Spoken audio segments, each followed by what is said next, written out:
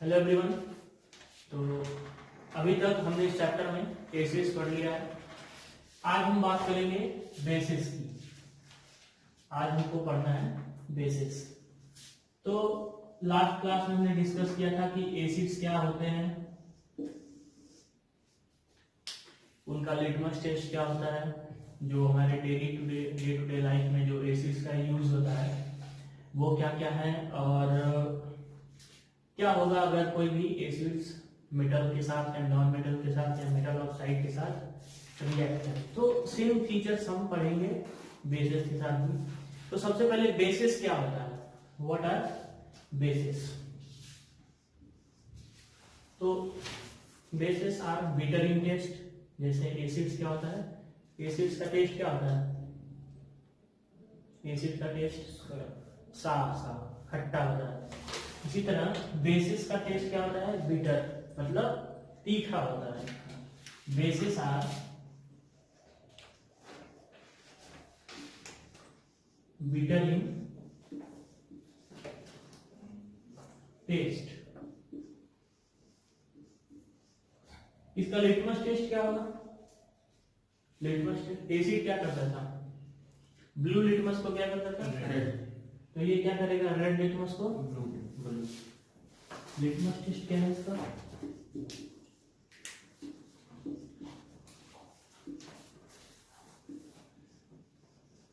Turns red litmus to blue. अब कई जगह टर्म्स आता है एल्कली और एल्कलाइन, तो उससे कंफ्यूज नहीं होना है। एल्कलाइन मतलब होता है बेसिक, एल्कलाइन मतलब क्या होता है, बेसिक, और एल्कली होता है एसिडिक। तो इसमें कंफ्यूज नहीं होना है। एल्कली और एल्कलाइन में अगर कहीं पे लिखा हुआ है कि इनका एल्कलाइन टेस्ट क्या होगा या एल्कली टेस्ट क्या होगा, तो उसमें कंफ्यूजन की बात नहीं है। एल्कली मतलब होता है एसिड्स और एल्कलाइन क्या होता है, बेसिस। तो ये है बेसिस। अब बेसिस का हमारे डेली लाइफ में क्या यूज है, सिंपली वॉशिंग सोडा का क्या यूज है, वॉशिंग सोडा कपड़ा धोने के लिए। ऐसे बहुत सारी चीजें हैं। तो अभी हम इनका देखेंगे reaction with metal and non metal, reaction of acids with metal and non metal,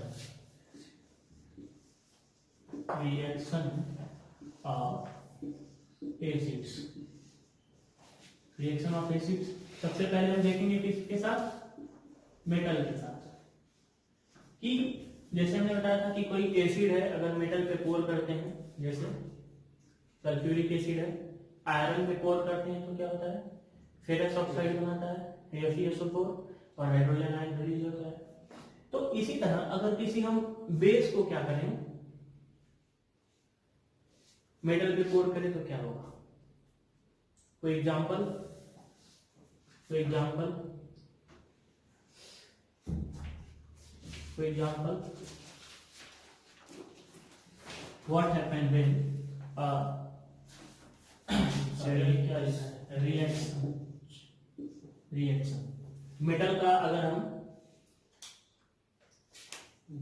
with basis, अगर हम जिंक का रिएक्शन करते हैं किसके साथ, सोडियम हाइड्रो ऑक्साइड के साथ, ठीक है। वेल वर्ड इक्वेशन लिखने की जरूरत है नहीं, पहले बता दिया है। Zinc react with sodium hydroxide, it forms what, sodium zincate, sodium zincate plus, I have told you about when any metal react with acid or base, it produces hydrogen gas. So hydrogen gas is evolve, hydrogen gas. Now how we have to write the symbolic equation? So we all know zinc is Zn plus sodium hydroxide is NaOH Hold twice. Is it okay? Forms what? Sodium zincates. What is sodium zincate? Na2 ZnO2. This is sodium zincate. Na2 ZnO2 plus hydrogen is evolved or hydrogen gas is released. NaOH. NaOH. Yes. Not NaOH. Not Na. Na2 2N. Zn plus ZnO2. NaOH. 2Na. NaOH. Where? Here NaOH. Sodium hydroxide. Yes. And what is wrong with this? You did twice. Not 2H. OH. No. NaOH only. Only NaOH. Yes. Why?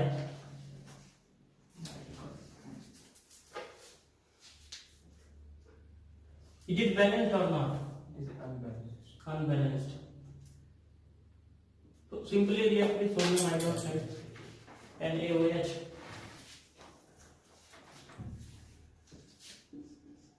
NaOH. Now is it correct? Yes. Okay. Now balanced. O2. Here 2, I think. Yes. 2 NaOH plus. Okay, that's fine. अगर यहाँ पे जगह जैसे ये यहाँ पे था ना, इसी जगह हम इसको हटा के यहाँ लगा दें तो क्या हो जाएगा? हमारा सोडियम भी क्या हो जाएगा? बैलेंस रहेगा. This is a way of balancing. That previous equation was not incorrect. It was correct. But while balancing, we have to do this. That was not also incorrect. That was correct. Okay. Now we will move about towards non-metal. What happens when a base react with non-metal? What happens when a base react with non-metals? Non-metals. In the last class, I had told you about the metal oxides. The metal oxides are acidic or basic in nature. Is it acidic or basic? Metal oxides.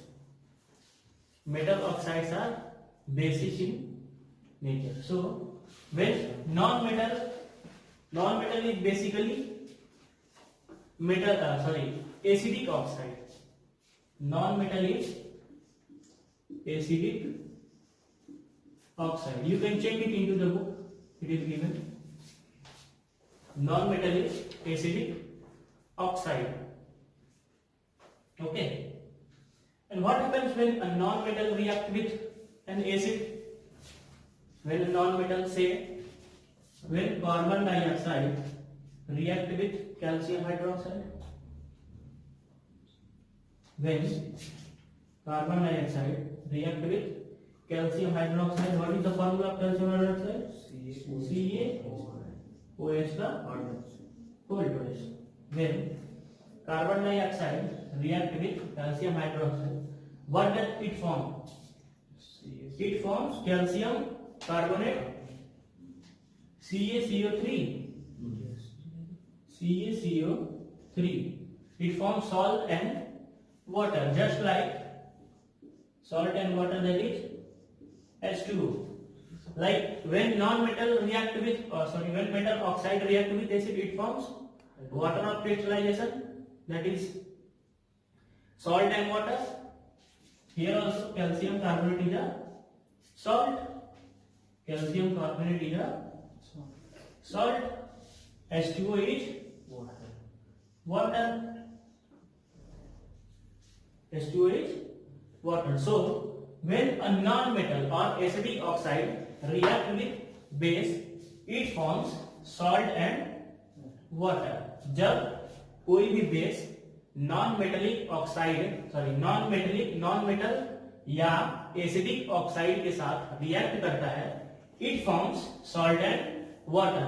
Same like when a acid react with metal oxide. उसी तरह जैसे जब एक acid metal oxide के साथ react करता है तो सॉल्ट एंड वाटर बनाता है, ठीक उसी तरह अगर कोई बेस नॉन मेटल या फिर एसिडिक ऑक्साइड के साथ रिएक्ट करता है तो वो क्या बनाएगा, क्या बनाएगा, salt and water. Here calcium hydroxide is acidic oxide, CO2 is basic in nature, CO2 is basic in nature, carbon dioxide is basic in nature, it is not in acidic in nature। जो carbon dioxide होता है वो basic होता है, हिंदी में इसको क्या बोलते हैं, क्षारीय। इसका जो गुण है वो क्षारीय होता है। I will not talk more about Hindi because it may gate a little bit confused। Now, what happens when we add water in a base? When we add water in a base, what happens when we add water in a base? Not in gas, in base.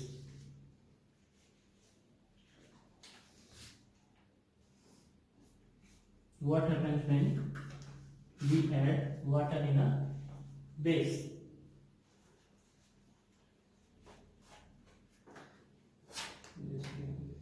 Let's talk about sodium hydroxide, NaOH.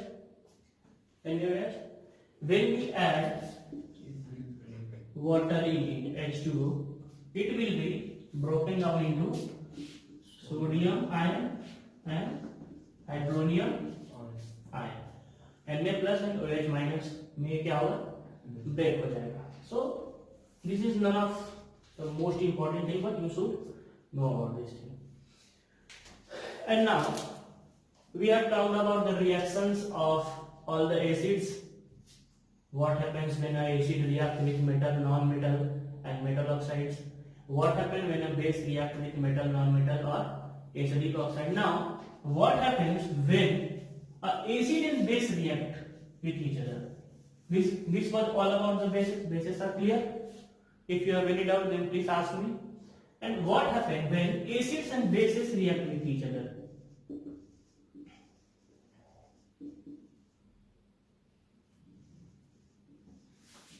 What happens when acid and bases react with each other? Anybody?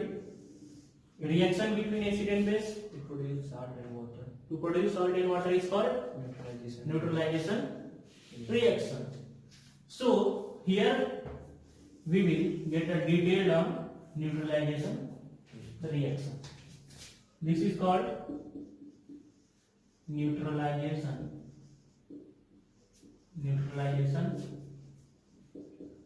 reaction. Let's talk about acid and base. Some acid can say what? Any acid? HCl, hydrochloric acid. React with what? किसके साथ react करना है? Sodium hydroxide. NaOH के साथ react कराते हैं। Simply देखो क्या बन सकता है यहाँ से, सॉल्ट एंड वाटर बनाना है। सॉल्ट क्या बनेगा, कॉमन सॉल्ट पता है सबको, NaCl।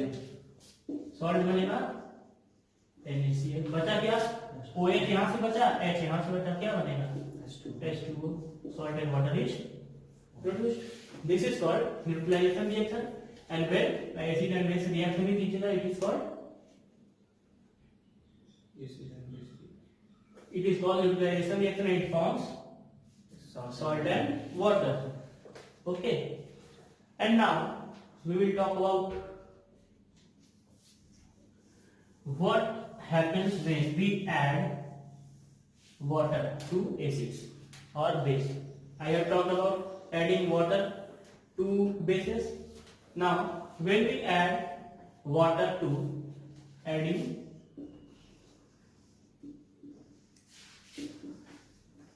water to acids or bases, तो अगर हम पानी ऐड करते हैं एसिड और बेस में तो उसका में कुछ फर्क पड़ेगा, कुछ चेंजेस आएंगे उसके प्रॉपर्टी में। अब जैसे समझो, इसको ऐसे समझो कि 1 लीटर पानी है, ठीक है, उसमें 1 लीटर हम दूध मिला दें, ठीक है, तो कंसंट्रेशन क्या होगा 1:1, 1:1 मान के चलते हैं। आइडियल कंडीशन में क्या होगा, दूध पता चलेगा दूध है, ज्यादा पतला पानी नहीं है।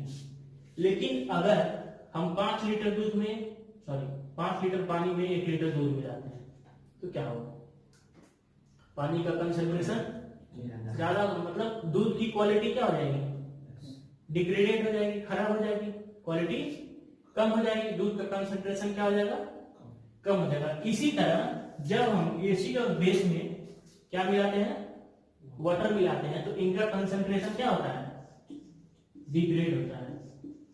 कंसंट्रेशन ऑफ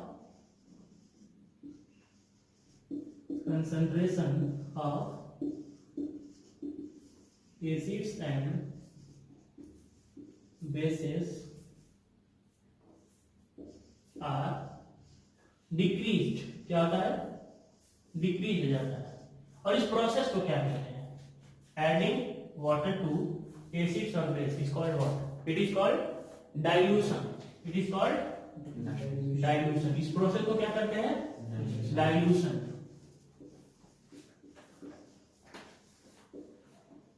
डाइल्यूशन और डाइल्यूट, डाइल्यूट मतलब क्या होता है, मिक्स करना, mixing water. And one more thing, most of the bases while I had taught about adding what happened when we add water to the bases, most of the bases do not react with or do not dissolve in water. Most of the bases do not, इसको एक star point या note point करके लिख सकते हैं कि most of the bases do not dissolve in water. बहुत सारे जो बेस हैं वो पानी में नहीं घुलते, ठीक है। Talk about carbon dioxide. Carbon dioxide soluble in water, insoluble, I don't know until you do a practical. Carbon dioxide soluble in water, We cannot mix carbon dioxide in water. why? Because both have other states. Yes. What about liquefied oxygen?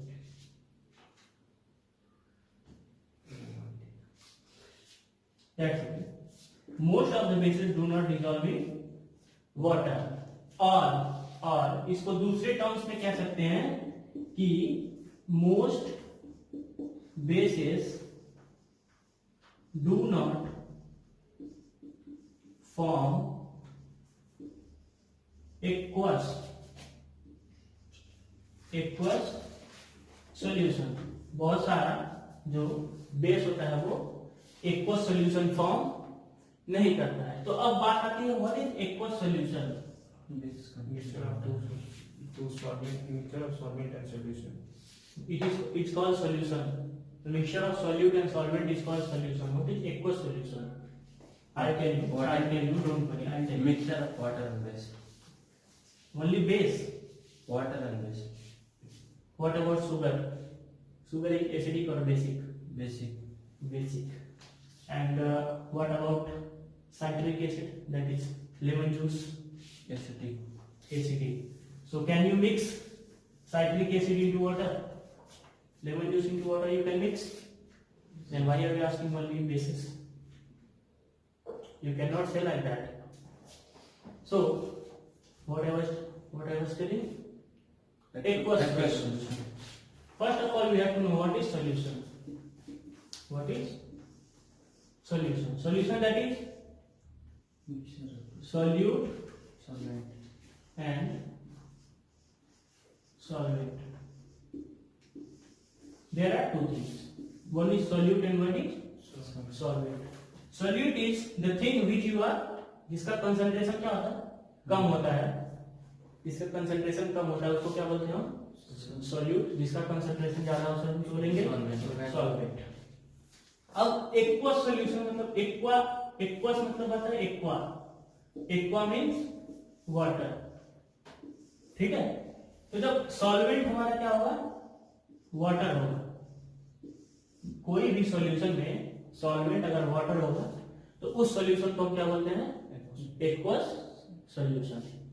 ठीक है, यहाँ पे confuse नहीं होना। अब solute क्या हो सकता है, एसिड भी हो सकता है और बेस भी हो सकता है, एसिड भी हो सकता है और बेस भी हो सकता है, सॉल्ट भी तो हो सकता है ना, सॉल्ट को भी तो हम वाटर में मिक्स कर सकते हैं ना, क्लोरीन हाइड्रोक्साइड को।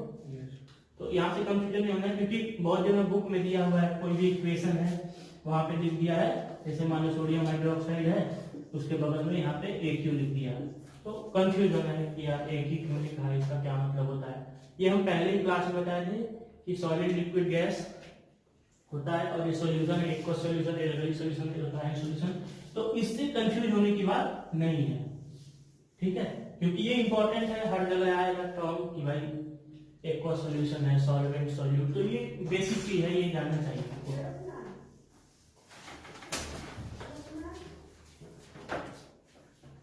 इसके बाद अब हम बात करेंगे कि इंडिकेटर्स की। इंडिकेटर क्या होता है, सर ने हल्का सा ब्रीफ लिया है एसिड्स और बेसिस में। अब हम बात करेंगे इंपॉर्टेंट की इंडिकेटर्स की। इंडिकेटर्स हम बताए थे कितने टाइप का होता है, टू टाइप। कौन कौन सा, synthetic and natural. Natural and synthetic. Natural indicator includes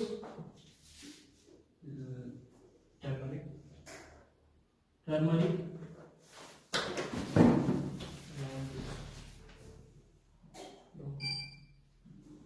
sorry for the inconvenience. Synthetic, sorry, natural indicator include turmeric and lemon, what? Lichen. Lichen is a bacteria. Lichen is a bacteria which is used for producing litmus paper. Litmus paper किससे बनता है, lichen से। So these are some naturals. And what about synthetic? Synthetic which are made in factories or chemical methods.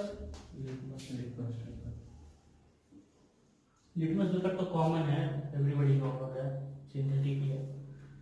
Liquid type में भी कुछ हो सकता है, बताया था soap is a synthetic indicator. Phenolphthalein बताया था, phenolphthalein blue, phenolphthalein blue, phenolphthalein blue,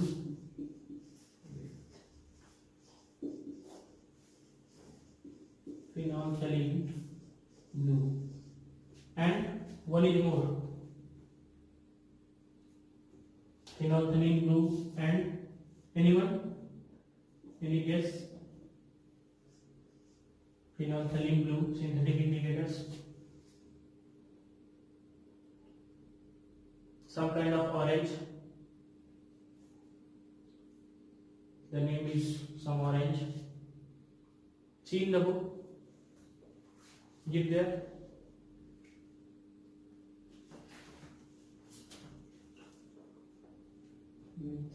methyl, methyl orange और methylic orange, methyl orange. You should know, you should read the book before reading these things. Methyl orange. And above this, when you go through the books, you will see there is a chart. There is a chart which shows what happens when phenolphthalein react with acid. In acid, it is colorless. When it is added in base, it turns blue. What happens when methyl orange react with acid or base? So there you will see in the top, it has written acid. And here it has written alkali. It has written alkali. So do not confuse. I had already told you about alkali and alkaline. It has written alkaline. Alkaline means base. Okay. Indicators clear? And now what about the power or strength और toxicity of acid और base? हमको कैसे पता चलेगा कि कौन सा acid ज्यादा खतरनाक है और कौन सा कम खतरनाक है? खतरनाक सब है, ज्यादा खतरनाक कौन है और कम खतरनाक कौन है? तो उसमें कोई सिस्टम होगा मेजर करने का। एक स्केल होता है, स्केल मतलब जैसे स्केल होता है इंच पटरी, वैसे ही स्केल होता है मेजर करने के लिए एसिडिटी और बेसिसिटी ऑफ एसिड और बेस। इसको क्या बोलते हैं हम? P H scale. अब पीएच का फुल फॉर्म क्या होता है? पोटेंज। पीएच का फुल फॉर्म होता है पोटेंज। पोटेंज और पोटेज, पोटेंज आई थिंक, पोटेंज इज ए जर्मन वर्ड। पोटेंज क्या होता है? जर्मन वर्ड है। इसका मतलब होता है क्या? पावर। पावर मतलब ताकत या शक्ति, ठीक है। pH is a scale on which, if you want to write out the definition, pH is a scale on which the acidity or basicity of a acid or base is measured. pH is a scale on which the acidity or basicity of a acid or base is measured. Now, what is this scale? Do not write, just listen. When you will read your book, you will find each and everything what I am telling. What is this scale? This scale is like 0 to 40. It indicates 0 to 14 number, where the value 7 is neutral point. Value 7 is neutral point. Like जो जिसका pH 7 होगा वो ना ही acidic होगा ना ही basic होगा। ये क्या है? मध्यांतर है, मिडिल पॉइंट है, और वहां पे ना ही एसिडिक होगा ना ही बेस होगा। वो कैसा एक्ट करेगा? न्यूट्रल। अब बिलो 7 to 0 एसिडिक क्या होगा? एसिडिक, ठीक है। 7 से जितना नीचे आएगा क्या होगा? एसिडिक। और 7 से जितना ऊपर जाएगा बेसिक, ठीक है। जितना 0 के क्लोज होगा एसिडिक स्ट्रेंथ क्या होगा? ज्यादा होगा, ठीक है। जितना एसिड एक 0 के जितना क्लोज होगा उसका कोरोसिव नेचर उतना ज्यादा होगा, मतलब उतना खतरनाक एसिड होगा। और ये जितना ऊपर रहेगा उतना कम, ठीक है। तो अब जैसे न्यूट्रल पॉइंट है 7, किसका पीएच होता है ये जानना पड़ेगा। पीएच वाटर का होता है। वाटर इज स्टैंडर्ड वाटर, उसका पीएच कितना होता है? 7। ना ही एसिडिक होता है ना ही बेसिक। ह्यूमन ब्लड का पीएच कितना होता है? ह्यूमन ब्लड, इंसानी खून का पीएच कितना होता है? 7.4 होता है। कॉस्टिक सोडा, वॉशिंग सोडा का पीएच कितना होगा? बेसिक है, कम कोरोसिव होना चाहिए, तो एकदम ऊपर रहेगा। 14 किसका होता है? सोडियम हाइड्रोक्साइड, ठीक है। आई थिंक 2 और 3 होता है H2SO4 का। सल्फ्यूरिक एसिड का होता है 2 या 3 होता है। I am not confirm, but either 2 और 3, ठीक है। सबसे स्ट्रॉन्गेस्ट एसिड क्या होता है? HNO3। HNO3 is nitric acid. Nitric acid is strongest acid. And in dilution में हम क्या करते हैं? वाटर मिक्स करते हैं। डाइल्यूशन में हम वाटर मिक्स करते हैं ना, तो एसिड में हमको वाटर डालना है कि वाटर में एसिड डालना है? वाटर में एसिड डालना है। We have to add acid और बेस इन वाटर। हमको या एसिड डालेंगे या बेस, पानी में या तो एसिड डालते हैं या बेस। क्यों? क्योंकि ये जो रिएक्शन होता है वो एक्सोथर्मिक रिएक्शन होता है। एक्सोथर्मिक रिएक्शन क्या होता है? Exothermic reaction is the reaction in which energy is released, heat is release. जिसमें हीट रिलीज होता है उसको हम क्या बोलते हैं? Exothermic reaction. तो अगर हम पानी में एसिड को नहीं डालेंगे, एसिड में पानी डालेंगे तो क्या होगा? वो ब्लास्ट कर सकता है या उसका छींटा जो है वो बबल फॉर्म करेगा, स्प्रिंकल हो जाएगा, बिखर जाएगा चारों तरफ। वो क्या होता है? डेंजरस होता है। ठीक है, इसलिए कभी भी हमको एसिड जो है, एसिड में पानी नहीं डालना है। पानी में एसिड डालना है वो भी उसको हमेशा घुमाते रहना है। ये नहीं कि उसमें डालते चलेंगे, उसको घुमाते रहना है ताकि वो मिक्स होता है। ठीक है, ये लैब की चीजें हैं जो आपके लैब टेक्नीशियंस या जो आपके टीचर होंगे वो आपको बताएंगे, बट ये बेसिक चीज है, ये जानना चाहिए। अब बात आता है पीएच। तो यार पीएच हमारे लिए इंपॉर्टेंट क्यों है, पढ़ना क्यों है हमको पीएच? तो importance of pH in our day to day life. Importance of pH हमारे लाइफ में, पीएच का क्या इंपॉर्टेंस है? सबसे मजेदार बात बताते हैं। एवरीवन सीज टेलीविजन, सब लोग टीवी देखते हैं, उसमें ऐड आता है कोलगेट। हमारे दांतों से इनामेल लॉस होता है तो कोलगेट प्रिवेंट्स इट। अगर हमारे माउथ की एसिडिटी 5.6 से कम हो जाए, 5.6 से कम हो जाए, ठीक है, लेस देन 5.6, जो हमारे माउथ की एसिडिटी है वो 5.6 से कम हो जाए, तो जो हमारा दांत होता है उसके ऊपर कवरिंग होती है इनामेल की, वो खत्म होने लगती है। इससे क्या होता है? पायरिया वगैरह का प्रॉब्लम होता है, मुंह से स्मेल आता है और हमारे दांत क्या हो जाते हैं? कमजोर हो जाते हैं। ठीक है, तो कोलगेट में क्या करता है? कोलगेट क्या करता है? ब्रश हम इसीलिए करते हैं ताकि हमारे मुंह का जो पीएच है वो बना रहे और जो गंदगी है वो तो निकलता ही है ब्रश से। बाकी पेस्ट लगाने का मेन मुद्दा यही है कि हमारे माउथ का जो पीएच है वो मेंटेन रहे। दूसरा, खेती वगैरह करते हैं, इन पहला तो हो गया in dental care, dental care में इंपॉर्टेंस है। दूसरा, in agriculture,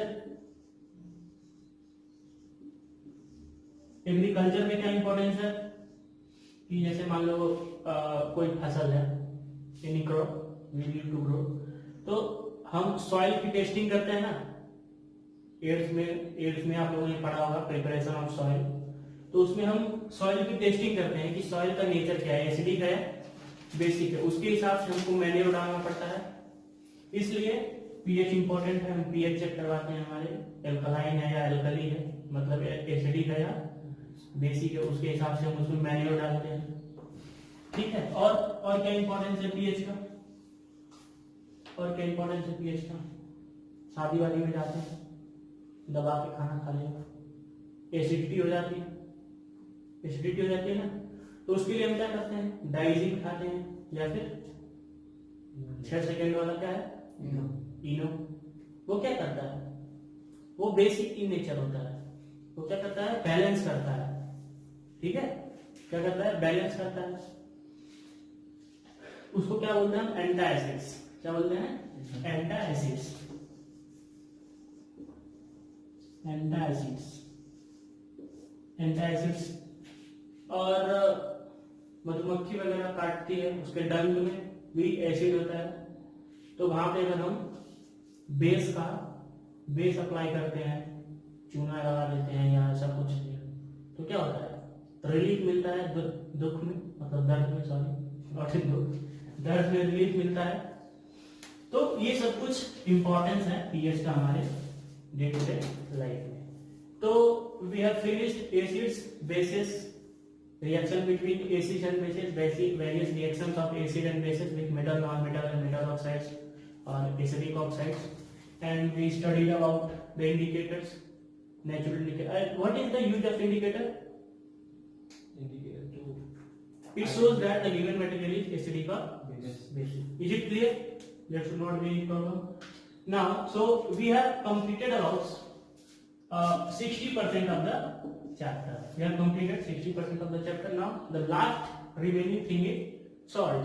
What is the importance of salt, and what are the practical uses which we are going to study in next class. So, this is all about today. Thank you. Have a good